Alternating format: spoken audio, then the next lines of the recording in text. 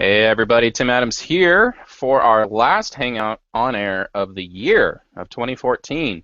So welcome. Today we're talking about what is that cutoff line between spending money on equipment that represents a good value and when you're just throwing money out the door. You know, you're essentially renting the equipment because you're replacing it so often. I want to thank everybody for being here. We've got Charles Smith, we've got Paul Allen Clifford, as always, Tim Malone, and Virgil Adams. So what we're going to start off with is we're going to be talking about stewardship and what that means, because a lot of people, a lot of churches, and a lot of pastors have this idea in their head that good stewardship is all about saving money, which usually equates to buying the cheapest equipment possible. Now, their intentions are good. You know, their hearts are coming from the right place, but remember, the road to hell is paved with good intentions. What they're not doing is they're not taking a long-term vision or mindset to equipment purchases. You know, in corporate marketing, marketing is very much looked at as an investment, and I think church tech equipment and training should have the same perspective. It's an investment in the future. And especially if you want high quality tech, you need to be able to invest in that not only initially in purchasing the equipment, but also in properly training your people and maintaining the equipment and making sure that there is an ongoing budget available for that. Charles, I'm going to open up with you. What are some criteria that you think are important when evaluating equipment? Biggest thing is I guess to sum it all up, and I'll get into more details, is that vendor or service provider, if they're providing a service and not necessarily hardware or software, are they going to be there tomorrow?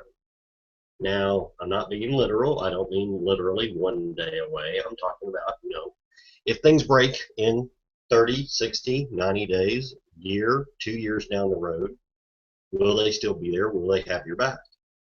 Because a lot of times the thought process is when you're thinking, oh, let's save money, you'll get a discount brand that has either no warranty or such a short warranty it's non-existent.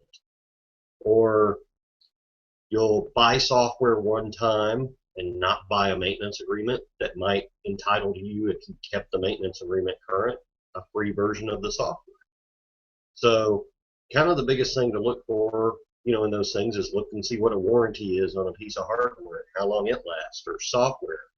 If you're getting it, does it come with a maintenance contract? People tend to squirm at it. I mean, even in the corporate world, outside of churches, everybody's like, ugh, maintenance contract. It's kind of like the mob's got me by the ear, I always have to pay my dues or else something's going to go wrong. But the going trend in software these days is software as a service. Office 365, perfect example of that. So while there may be things where we don't like contributing to a company's constant cash flow, should I say, if you're looking for support, you need support, sometimes you have to go down that road. So anyway, long explanation, but sum it up in this. Will the vendor or the service provider be there tomorrow?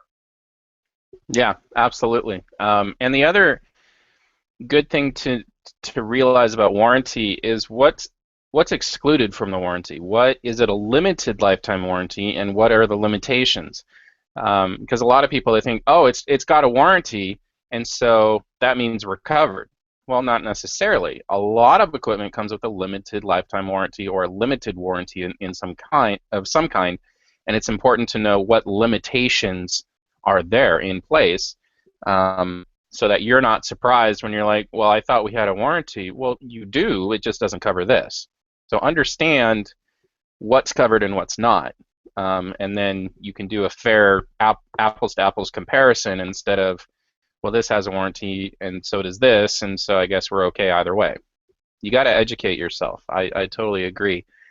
One of the other things that I've come across is, with kind of the growth in Asia of the knockoff, let's say.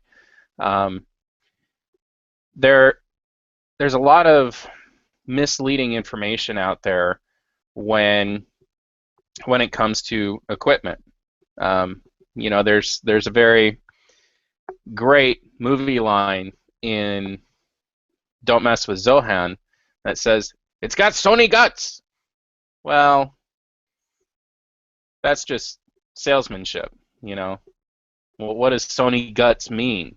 Again, going back to educating yourself. If it's got Sony guts, then why doesn't it say Sony on the outside? Well, because it doesn't have Sony guts, because Sony didn't build it. Sony brands everything that they build Sony, you know. So you got to know what you're getting, and that takes some research. If you're going up against a lighting fixture, let's say, okay, and you've got an ETC product over here, which is an American brand known for their quality and endurance and their durability, their toughness, essentially their quality, and you're going to some no-name Chinese brand that kind of looks the same, advertises the same functionality, how long is the Chinese one going to last? Believe it or not, going out there are people who will review this stuff. They'll buy it and they'll review it and they'll tell you, this is what's good about it, this is what's bad about it. American DJ is a perfect example of a lighting manufacturer that has a business model of pricing their equipment such that it's cheaper to replace it, buy a new one, than it is to send it in and get it repaired. That's because the DJ market, there's not a lot of extra profit margin kind of thing, and so they don't necessarily have the interest in sending something away to come back fixed. They need something now because they've got gigs and they've got to have stuff working. So understanding the market, that's where you got to go. So know what you're getting, both in product quality and see what other people are saying out there. What do you think, Charles? Yeah, definitely the case. I mean, check communities out there. There's plenty of people that review stuff. I mean, when you're looking at stuff, say at Amazon, the reviews can be quite handy. Now, there are sometimes people that are paid to do reviews and fill the buffer, so to speak, but on average, you can kind of see through those things when you see some trends. Another thing to be aware of that a lot of people tend to forget too is what purchasing method you're using to get your equipment. I was actually surprised with this once with a personal experience of mine. My first LCD TV at the house was a Sony, and everybody says, "Oh, Sony's the best," right? In a lot of different areas. Well, Sony's just like everybody else. They'll put out things that are lemons. Well, I happened to get a lemon TV. Within the first 2 years, the panel itself, the main costliest component of the TV, went out. Of course, the first time it went out, it was under that 2-year mark. It was under warranty. Got it fixed, no problem. Second time, it was 2 years, 2 months old, 2 months out of warranty. And the cost of replacing the LCD was more expensive than just going and getting a new TV. So I was pretty perturbed at the moment, but then I realized and had a family member remind me of the credit card that I had gotten several years before that had a little bit of thing in its fine print that was a double-year warranty policy. So the credit card company would take any purchase that you had on electronics and automatically double the warranty. You didn't have to buy, an extended warranty from Best Buy or something. So I called up the credit card company. They gave me an address to ship the TV to. They gave me my money back.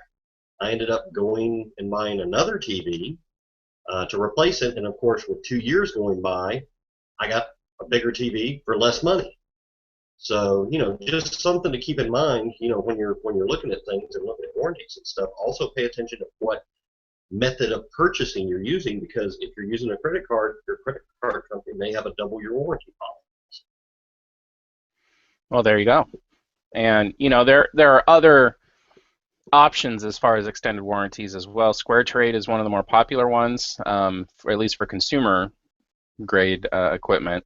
I haven't really looked into whether they have like professional grade options. But Paul, what what are your thoughts as far as telling where that line is between a good investment and a bad purchase?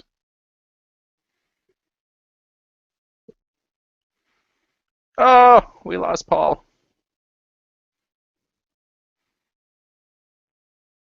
No, no sound. Sorry. Let's 1 second. Okay, he'll work on it. Hear And me now? yeah, there we go. Yes, we got you. Okay. Okay, I think that there are some things that um, it's really a no-brainer to go with the knockoff. Now, this is going to sound counterintuitive, and let me explain. This is something that you probably can't even see. It's a 555 timer chip. It's one of the most common integrated circuit chips you can get. At Radio Shack, they cost $2. I got this bag off of eBay with 3 more of them, including the one that I showed you, for $1.50.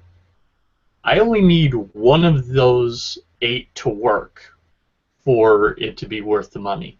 Now, it took 3 weeks, a month to get it from China, but I think that there are some enterprising Chinese that have realized, oh, I could buy this at my cost, which is almost nothing, from the factory I work in, and sell it to those stupid Americans at a 500% increase in price, and I'm making money hand over fist. But what they don't realize is us stupid Americans were buying stuff from other companies at a 1,000% markup, and sometimes, yeah, it's not worth it. All that to say, though, there are situations like you guys have been talking about where it's the opposite extreme, where it looks the same, for a week or two it acts the same, and then there's no one to stand behind it when it breaks during week 3 or year 2 or whatever. So I think it kind of depends on a couple of different things, and you've got to read reviews, you've got to check trusted sources, you've got to just do some due diligence. And if you look at the price and you say, well, if I'm out $2, I can always go to Radio Shack and pick up my $2 part. But if one of them works, then I'm ahead of the game. So I wouldn't do that with a $10,000 piece of a gear, but something really inexpensive, maybe you would do that with. So there's kind of a continuum between, is it worth the gamble, and yeah, it totally is, and I'm going to go for it. Yeah, absolutely, absolutely. It's a great example um, of a solution where going maybe you have on eBay a source directly from the factory, and that's why they're able to give you that price break. I don't think there's anything wrong with going around and making sure that you're getting a good deal, which is one of the reasons that I'm connected with Full Compass. They give me really, really good pricing. But that can lead down some pretty bad roads as well. And we've talked about knockoff brands. Let's talk about no-name vendors and resellers. The internet is filled with companies that are, shall we say, not set up with your best interests in mind.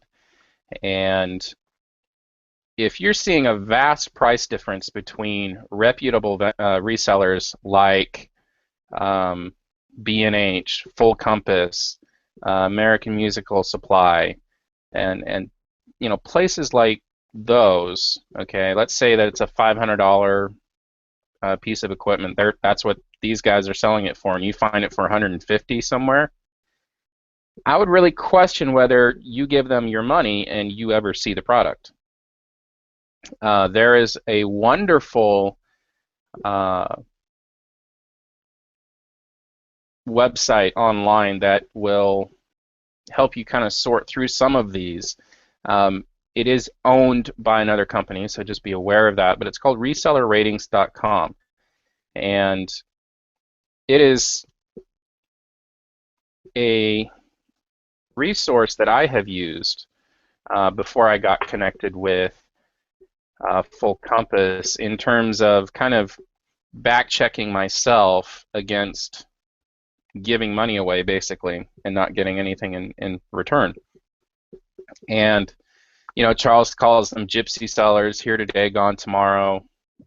Snake oil salesman is another one, another term that's used to describe places like this. But if you're seeing a price that's really too good to be true, then I would run the other way, honestly. You know, essentially, if you're in a situation like Black Friday, Cyber Monday, where you're kind of expecting to see deals like that, that's one thing to take into consideration. But you also have to understand that stores are not in the business of giving you a better than reality deal, let's say. You know, it really doesn't bother them to give you, say, a $6 HDMI cable for 50 cents. You know, yeah, they might be at a loss, but it brings you into the store, and so the likelihood that you're going to buy something else that's discounted, you know, goes up. So they actually make money on that. But I would say that if it's July and you're looking at a $1,500 TV for the lobby or the foyer, let's call it a 70-inch, you know, LCD, and you're finding it somewhere for $600, I would really, really question that. What do you guys think? I'm just going to open it up.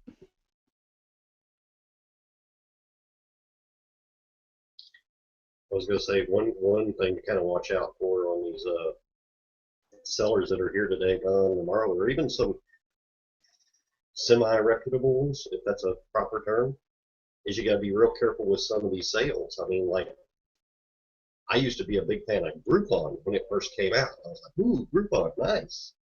But half the time, the Groupon stuff now, you read into the details of it, and they're selling you a refurb instead of something new.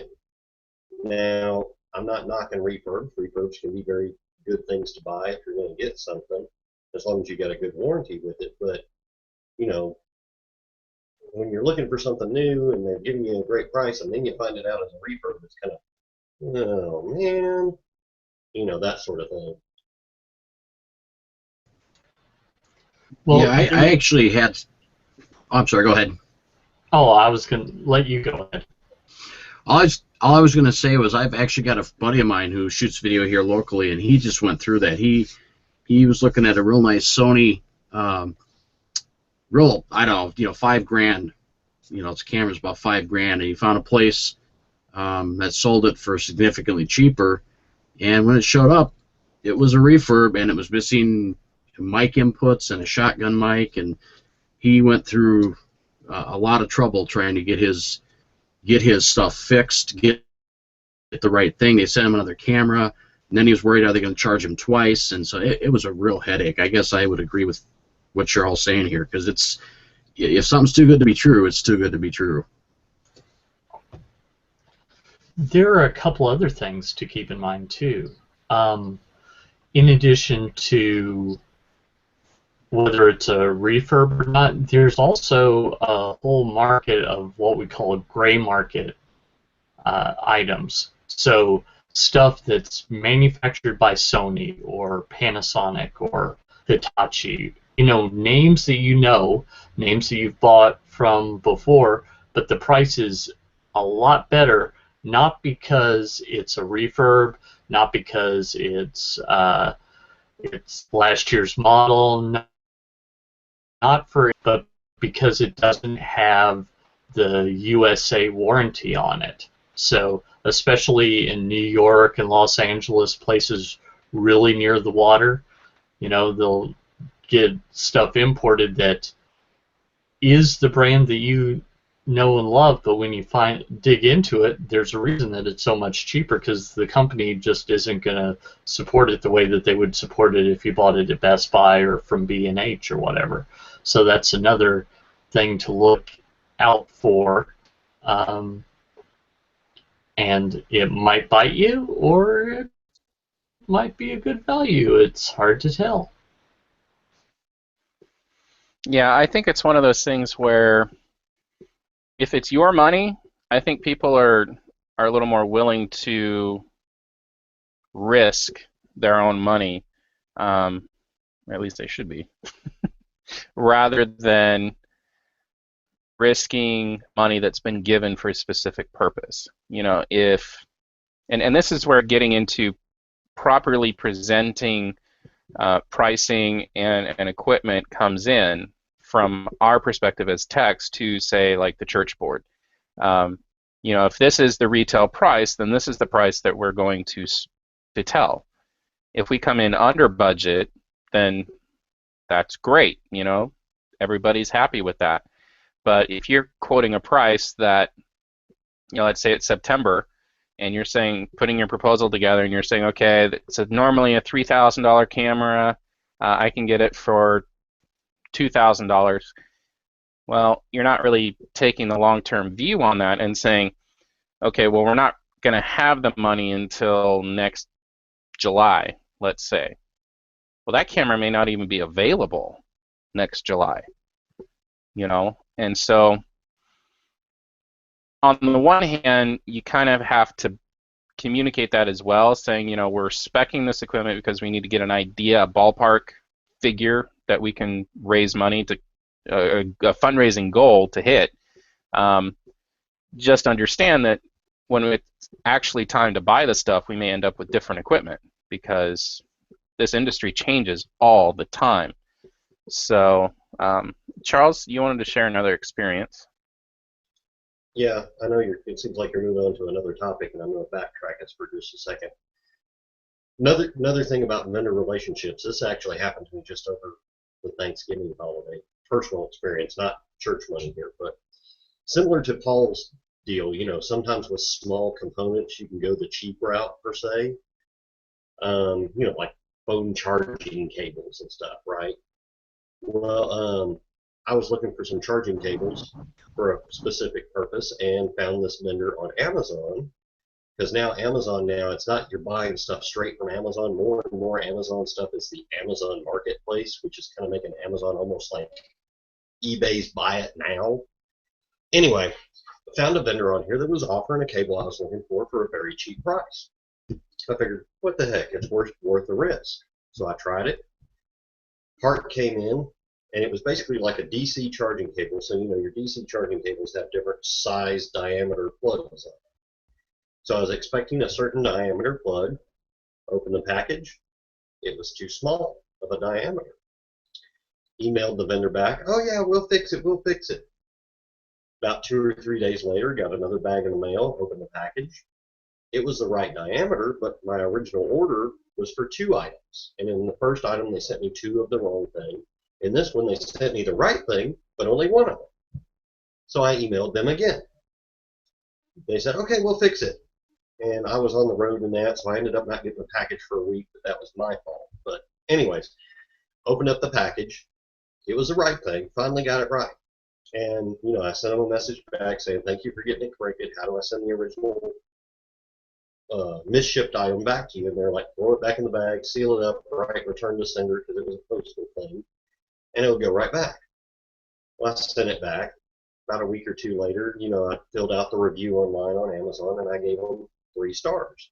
And I put a description below it, you know, saying, hey, products were great. They were great to work with. They got things straightened out, but their warehouse appears to have some issues, so be careful. And I rated them 3 stars.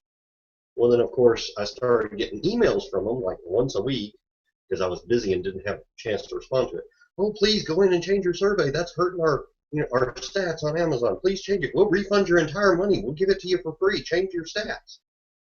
And I just got to thinking to myself, it's not on the up and up. You're padding your stats on Amazon to get business.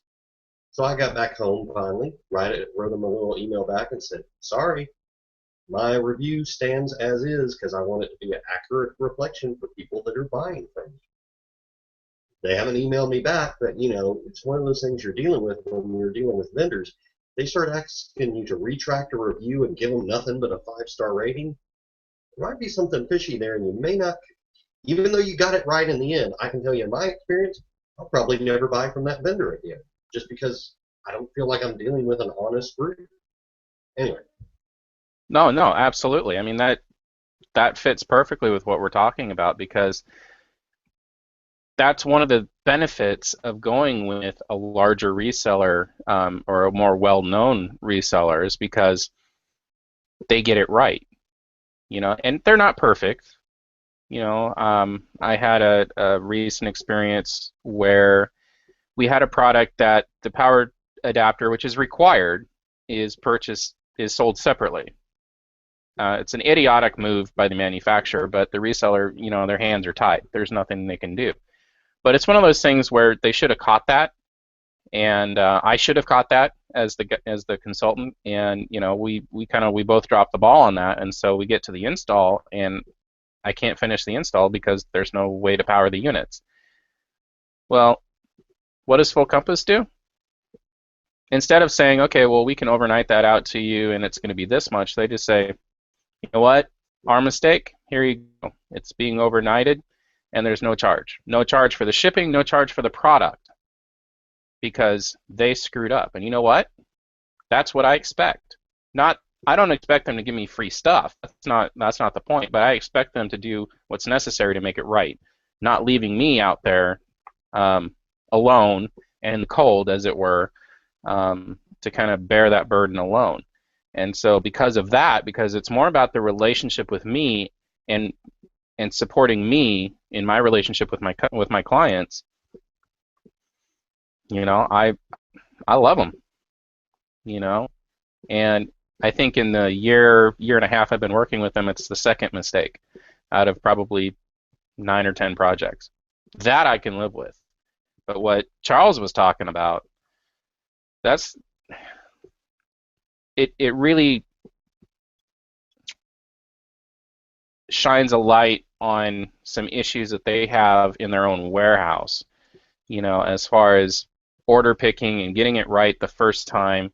And if you don't get it right the first time, get it right the second time. Put processes in place to ensure that things are getting done correctly, instead of trying to bribe your customers to give you better reviews so you get more business. You know what? Yeah. This is America.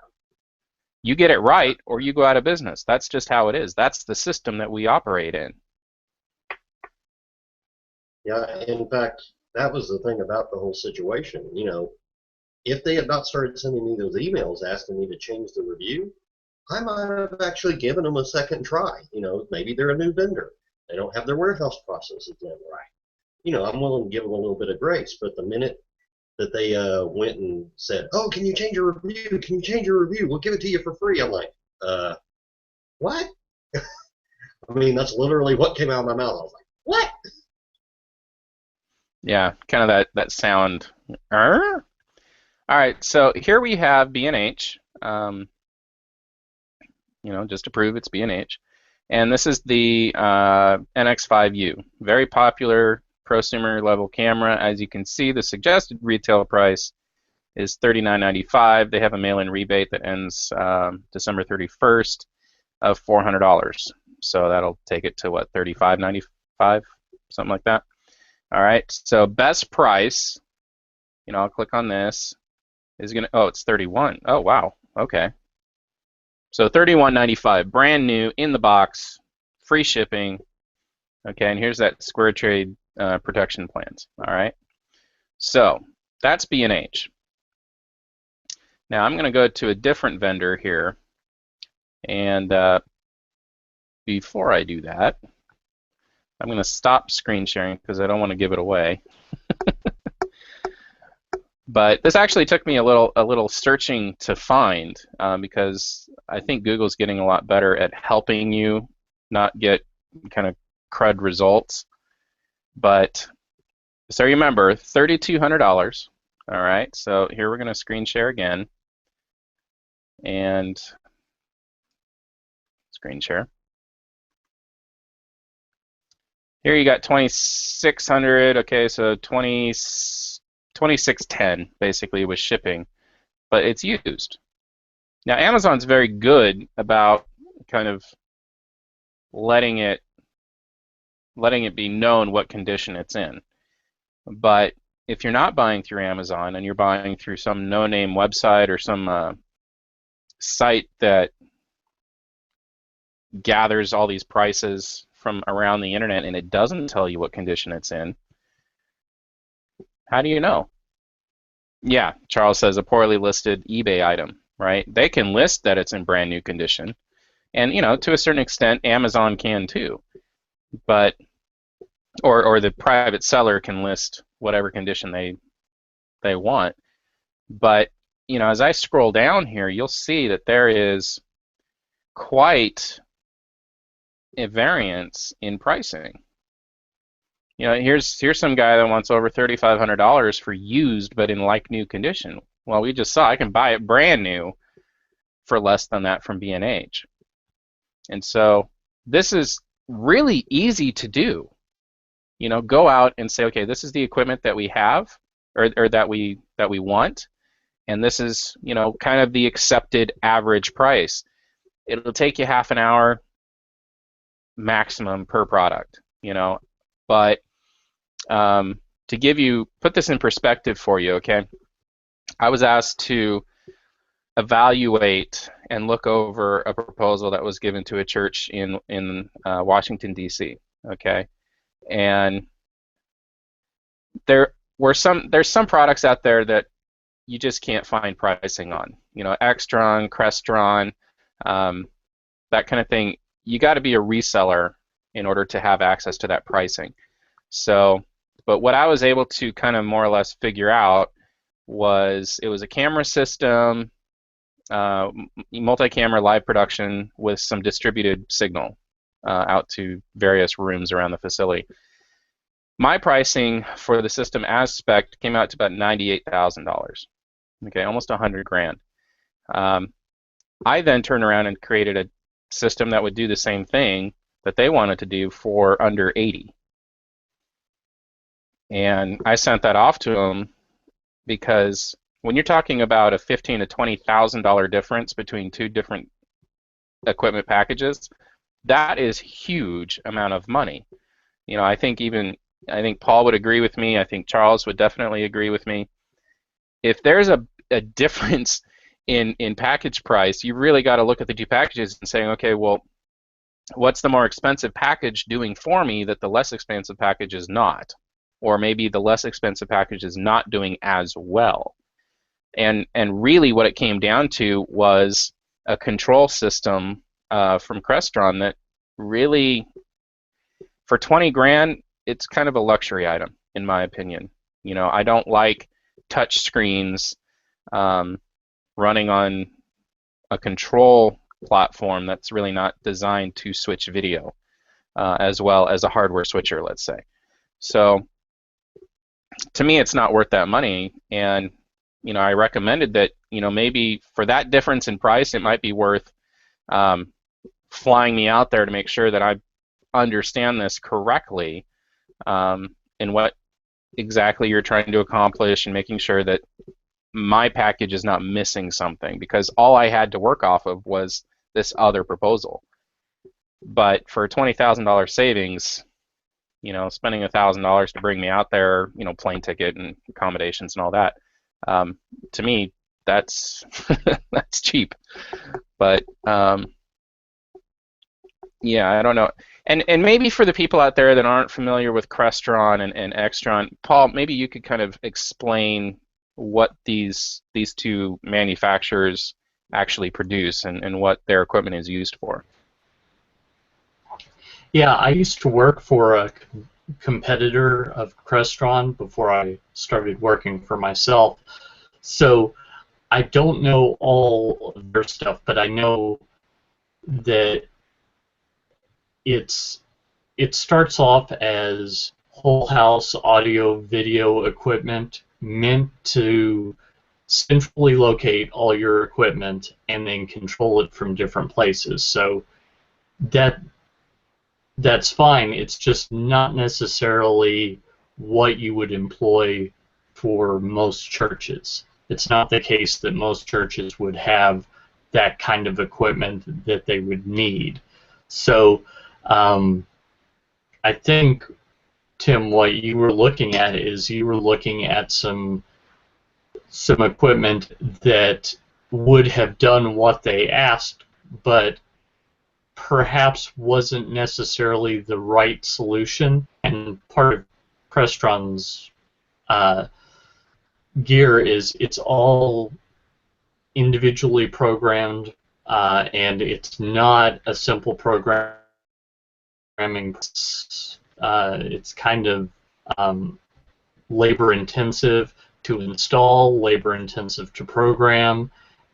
Once it's in and running, it's great stuff. It's just a lot of people will put it into their houses when they're building $1 million mansion, and then that just gets folded into the construction cost, and they don't really notice an extra 100 grand of AV equipment. If what's the difference between a $900,000 house and a $1 million house? Maybe not a whole lot. Maybe the size of the pool. I don't know. But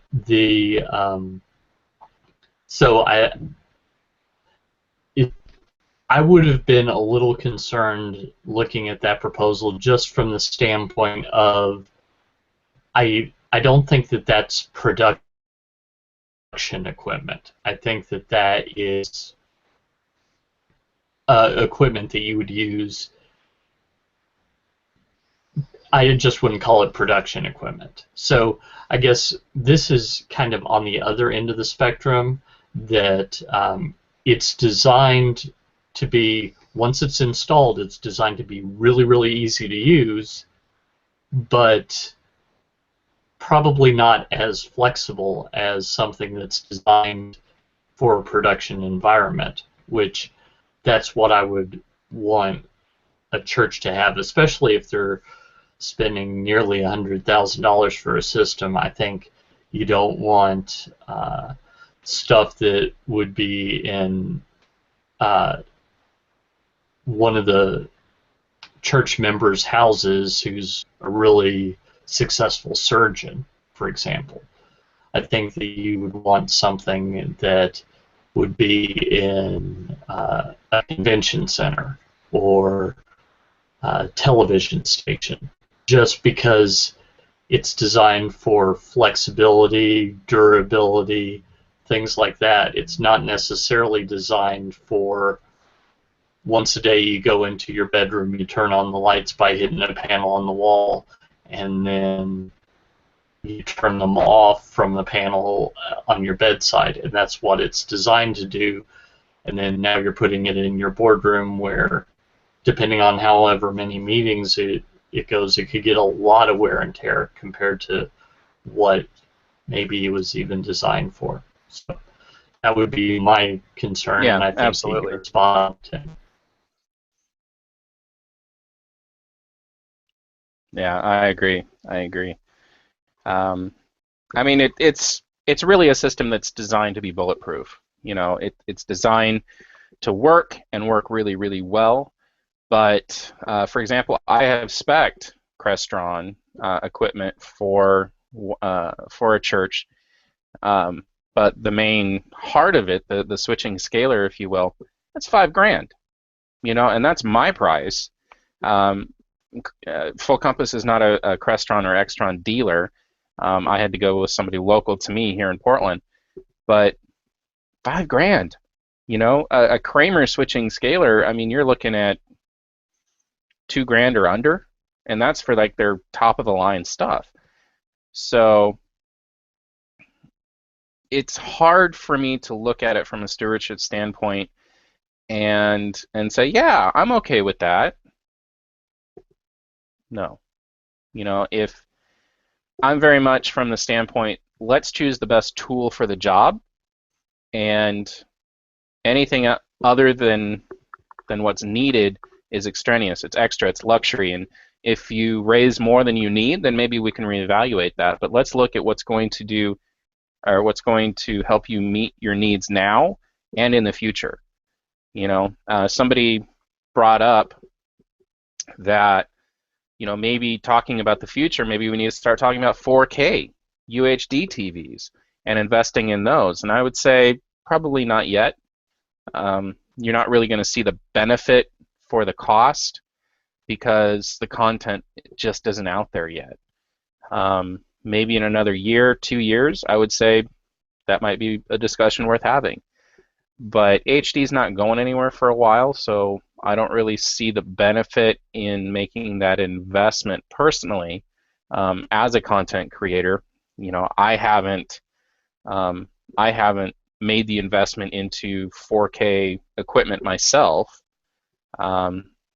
because it's really not being asked for by my clientele on the corporate video side. So yeah, you want to future-proof, but HD it's going to be here for a while, and it's kind of getting to the point where it's getting really good, and the price is coming down and on equipment, and so upgrading, I may upgrade to a 4K camera, but that doesn't mean I'm going to be shooting in 4K. It just means I'm investing in the future, so in 3 years I don't have to buy a new camera. So I can just switch a setting and I'm good to go. But yeah, Paul says don't go with standard definition for sure, SD. Yeah, I don't really see the benefit. I mean, 3 years ago maybe it could have been a valid argument to say, well, you know, you're going to save money by going with standard definition equipment, but these days HD and SD, yeah, you can still save money by going to SD, but pretty much it's going to be all used equipment at this point. You know, if you want new stuff, you might as well go HD because it's pretty much all HD now. That doesn't mean that all cameras, let's say, are HD cameras are all built the same. You know, you got to get into the details. You got to look at the optical zoom. Don't be fooled by the digital zoom. You know, these huge zoom numbers, Yeah. 40x. I was going to Please. say one comment there, Tim, as far as a compromise on that. You know, you want to plan for the future, but let's say in the case of what we did with our live streaming solution, you know, we're in an area that's probably not going to get better internet service probably for 5 years. Let's just say that. So, yeah, we may already have an HD camera. We may already have a computer that can do HD quality stuff, but we didn't have a capture device. Is it worth it to spend money on an HD capture device? In our case, we said no because of the internet speed. So it's things you have to weigh. You know, some people may say we made the wrong decision, but, you know, you got to deal with what your particular situation is. Yeah, absolutely. You know, and making people part of that discussion rather than being a lone wolf and saying, well, this is what we need, and people saying, well, we don't think that, and it's like, well, where were you in the discussion?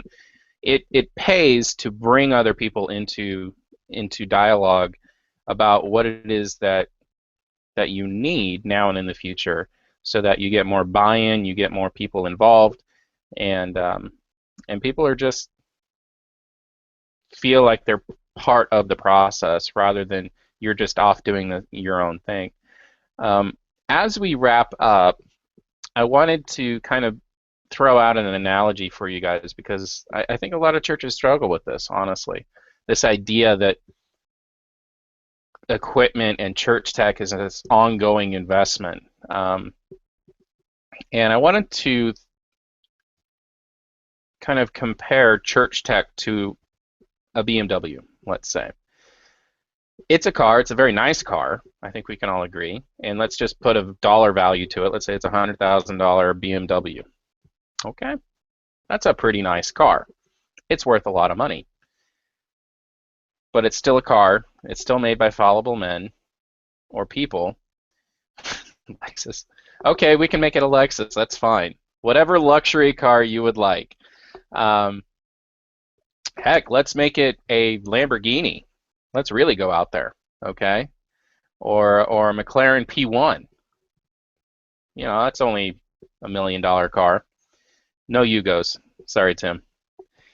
But it's still going to break down is the point, right? It still is going to need to have its oil changed. It's still going to need maintenance. Just because it costs so much doesn't mean that you're going to see that return in durability, let's say. Just because you spend $150,000 on a car or $1 million on a car, that doesn't mean that you can drive it 10,000 or 100,000 miles without changing the oil, right? There are recommended intervals for service, right? Now, it's not a perfect analogy, but the point is, if you spend $10,000 on a video camera, that doesn't mean that it's good for the rest of its life. It doesn't need service. Now, a lot of the modern cameras are solid state, which means that they don't really have moving parts, with exception to, say, the lens. It doesn't mean that it's not going to break down. Things will go wrong. Things will come up. I'm not going to pretend to be the expert on everything that can go wrong with a video camera or a video switcher or a projector. Lamps burn out. And so there needs to be this understanding that there needs to be a budget in place so that if a projector lamp burns out, you both have the money to get another one, but you also have one sitting on the shelf ready to put in. I do not understand this mentality of, oh, well, we'll replace that when it burns out. Why wouldn't you have one ready to go? What happens if it burns out, right before a program? And it's a media-centric program. You're just going to look at the presenter and say, sorry. I mean, come on. Have some forethought, right? Or let's say your wireless mic runs out of batteries mid-service, and the mentality is, well, we'll buy more when we need it.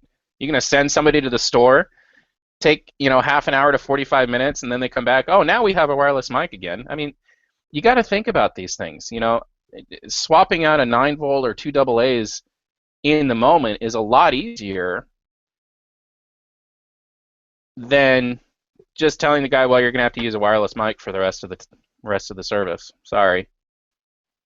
I mean, these are basic concepts, yes, but these are concepts and issues that are real, and churches do struggle with them. And so there needs to be this idea that you've got to have a budget. And $50 a year, I'm sorry, that's not a budget. That's a handout. Those are crumbs. And it's going to take us techs stepping up and saying, look, I will create a budget based off of our expenditures over the last year. You got to start tracking that stuff so that you're presenting a realistic budget. So those are my thoughts. I'll get down off the soapbox. I'll open it up, let you guys share your final thoughts. And no Yugos. Hey, Tim. Yeah, Lawan. I use that, not the same analogy, but dealing with people on phones. I tell people you can buy a Cadillac or you can buy your Toyota. They both get you the same place. Just depends on how much you want to spend on that car. And with tech, sometimes you have to think about that. It may not be the top, but it's still going to get the job done, and you have some money in your pocket, so it just depends on getting people to see that. Some people don't see that. They see, they say name brand that's supposed to be better, but just because it's a name brand doesn't make it any better. Sometimes. Depends what it is. Right. No, I agree. And that's where you got to do your research. You got to find out what other people's experience with it is. I think Charles, you brought up 3D technology. It failed back when it was introduced. What was it, in the 70s? I don't know. Some of you older guys are going to have to tell me. That's before my time. Ish in there. Oh, 50s. Is that what you're saying, Paul? Okay, 50s. My bad. Way before my time. But it failed then, and they had Centorama and all this other stuff. But, 3D has kind of made this comeback now, but now it's starting to fizzle out, So there is something to be said if your culture as a church is to be cutting edge, then you probably made the investment in 3D and you're maybe regretting that now. Kind of because it's the same issue as the 4K discussion. The content just isn't there. Yeah, Hollywood's producing stuff. They're still doing stuff in 3D. I've seen some 3D movies. I think it's an interesting technology, but as far as advancing film as a medium, it just feels too gadgety to me. It's too trendy. It's not really helping me. It gives me a headache. So, yeah, okay. Some people might think it's a really cool technology and that it should continue. But you as a church, personally, I don't think you have the luxury unless you have a great funding foundation or a funding base to say we're going to invest in this, and if it doesn't work out, then we're going to go this way, and then we'll get back on course, kind of thing. We can afford to take this tangent. In my mind, I think you need to wait until a technology is established that's it's going to be around a while, because we go way back to the beginning of this discussion tonight about support and warranties and that kind of thing. Is the support for the product going to be there if the technology is abandoned in 3 years? Again, you've got to have this long-term vision, this long-term approach, rather than, a year down the road, we're going to have to buy it. We're going to have to come up with another $40,000 because we just threw this down the tubes. That's not going to go so well. Not going to go so well at all. Charles, I'll get to you in a minute. There's a church I know that they're going through $1 million facility renovation. Okay? And that's not just tech. Tech is wrapped into that. But, I mean, that's a new roof. That's new HVAC system. That's new carpets, upholstery, new sound system, new projection system, sound and projection down in the multi-purpose room, that kind of thing. But one thing that they're missing, there is nowhere in that $1 million any line item for a new lighting system, which they desperately need. And I questioned them about it, and this is literally, I kid you not, this is what they told me. Well, we're going to deal with that after we get done with the facility renovation. I'm like, okay, time out, hang on. So what you're telling me is your plan is you're going to ask for $1 million to renovate the facility, and then after that's all said and done, you're going to come back again and say we need another 60 grand for lighting? I mean, if you want to get crucified, that's fine by me, but know what you're walking into. I mean, that's not a plan. I'm sorry. The first question that they're going to ask is, why wasn't this included? We just gave you $1 million. So, anyway, Charles, you've been wanting to say something. Yeah, I was going to say, case in point, on do I go cutting edge or do I not? One of the things that's kind of trendy today, is smart TVs, right? TVs with apps built into them to get on the internet and stuff. But, smart TV app support has been an issue. A lot of these TVs, they come out with smart apps on them, and then they never update them. And say it's got a YouTube app on it. The YouTube site, they redesigned their website, your app's now broken. So when we were shopping for a TV for one of our classrooms for multimedia purposes, that was where we were going to try to be a good steward and save some money, is get what I call, it's going to sound funny now, a dumb TV. One that, is not an internet connected TV. It's still, LED, but, no computerized features built into it, right? Well, unfortunately for us, by the time we got around to shopping for a TV, pretty much all you can find now, for the most part, is smart TVs, period. But if we would have been in that still time frame, that's where you could make some compromises on things. Is, if you're going to get a TV, don't get the smart features, because you're going to pair an Apple TV and a Chromecast with it. Why does the TV need to be another internet connected device when you've got other internet connected devices to it? So, those are the things you can kind of weigh when you're getting ready to buy equipment. Is, yeah, this piece of equipment I'm about to buy has every piece imaginable integrated into it. Is it better to component it out, per se? I'm like a believer in componenting things out. Like computers. When computers, they started throwing everything on the motherboard, the video card, the sound. Oh, I hated it. It's cheaper for the manufacturers than that, but, if you're going to go to fix something, having things componented, I can't even pronounce it, but in different components sometimes it's better. So, anyways, just some more things to think about. Absolutely, absolutely. So we're going to wrap up here. Paul, any final thoughts in summary?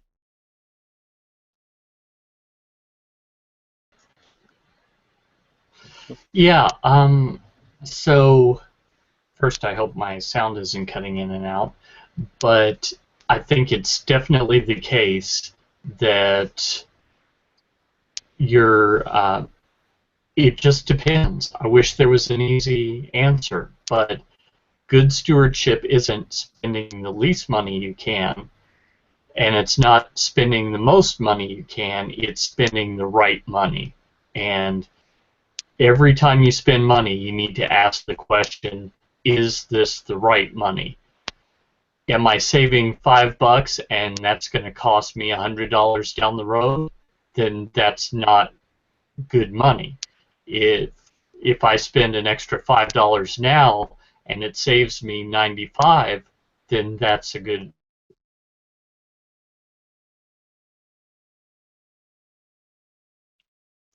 I think we may have lost Paul. But essentially what he's saying is know what you're getting for your money. I think I can summarize that fairly accurately. Again, take that long-term approach. Know what you're getting for your money. Know the value of what you're getting. And that can be a moving target. And so I think it's very important. We owe it to God, whose money it really is, honestly, to do our due diligence to know that the equipment that we are looking to purchase is the best equipment for the money, for the feature set that we're getting. Knowing what kind of support we can expect on the back end. When things go wrong, it's not if, it's when. And really knowing who it is that we're buying from. You know, I think those are kind of overall, would you guys agree that's kind of the basic message that we're putting out there? All right, very good. So, yeah, I would say that's it for this round, and I want to thank everybody for contributing their thoughts and for being participants, and of course for you out there in YouTube land and internet land, for looking us up and helping us feel needed or something like that. Anyway, we will all see you next year, 2015. Make it a good holiday season, and for me personally, to my fellow participants and to you out there, Merry Christmas, and hope the new year is the best one yet. So, with that being said, I'm signing off. Until next time.